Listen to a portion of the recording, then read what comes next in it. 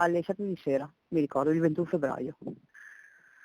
Che mi hanno detto che dovevo comunque, che mio papà era positivo al coronavirus e che dovevo correre a casa perché un'ambulanza dell'ospedale di Padova di malattie infettive sarebbe venuta a prendere me e mia mamma.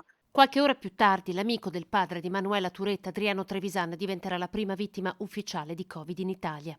Più che paura, smarrimento, cioè non sapevo in realtà cosa stesse succedendo, perché alla fine l'aveva sentito solo per i telegiornali di sto Covid in Cina, poi tu pensi la Cina è lontana, quindi vabbè, non c'era un'allerta. Renato e Adriano erano amici di carte da gioco, il ritrovo al bar di Vo. Resisterà 2 settimane in ospedale con una polmonite bilaterale e morirà nel reparto di rianimazione. Da quel giorno Vo diventa, insieme ad alcuni comuni dell'Odigiano, la prima zona rossa d'Italia, un'intera comunità in quarantena, i confini presidiati dalle forze dell'ordine.